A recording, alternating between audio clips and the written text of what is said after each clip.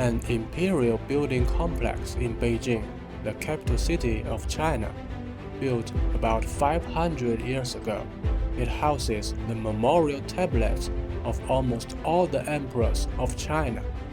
The architectural specifications of the main hall are the same as those of the Imperial Palace Hall. This is the story of this memorial venue.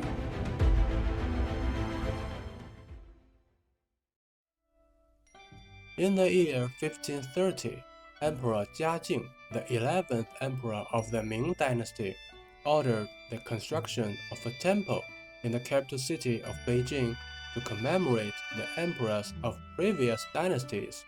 The following year, the project was completed. By the way, Emperor Jiajing ordered many similar constructions during his reign. Hopefully, we can visit those places in the future. This screen wall is 32 meters long, 5 meters high, and 1 meter thick. Looks very majestic. About the gate in ancient Chinese architecture, although we call it a gate, it's actually more like a house. There is a roof, and there is a huge space under the roof.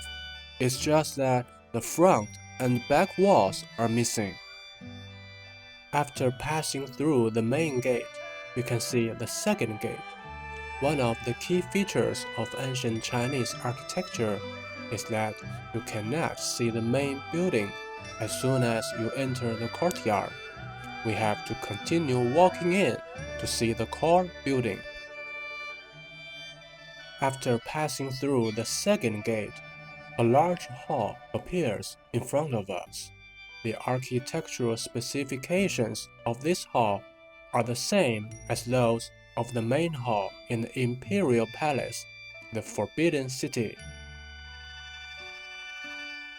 The main hall is 51 meters wide.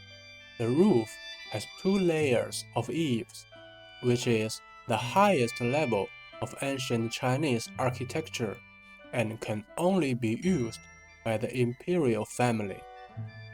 There are 2 stele pavilions on each side of the main hall. A stele is a huge stone slab.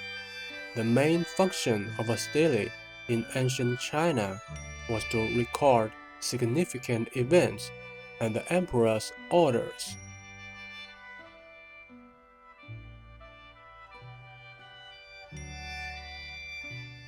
Inside the main hall, these wooden boards with names written on them are the memorial tablets. This is how the Chinese commemorate their ancestors. There are memorial tablets of 188 emperors in the main hall. The tablet in the middle belongs to the 3 sovereigns and 5 emperors from ancient times. On both sides are the tablets of emperors of the following dynasties. However, when this hall was first built about 500 years ago, there were only 16 memorial tablets of emperors inside. They were mostly the founding emperors of various dynasties.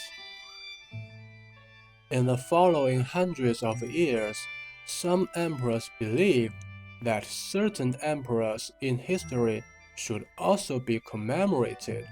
Therefore, the number of emperor tablets inside the hall increased and decreased from time to time.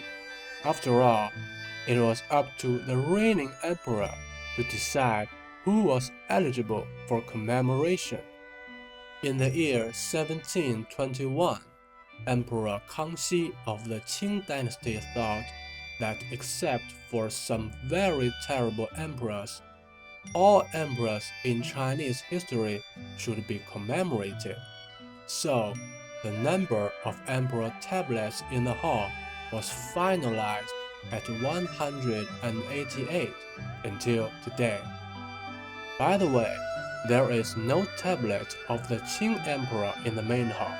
They are all in the Imperial Ancestral Temple, right next to the Forbidden City. The Qing dynasty was the last Imperial dynasty of China. Its rule ended in 1912. 188 emperors spanning thousands of years of history. Despite wars and dynasty changes, as a country, the development process of China's history and culture has always been clear. Just as Emperor Qianlong of the Qing dynasty once said, the bloodline of the Chinese nation has never been cut off.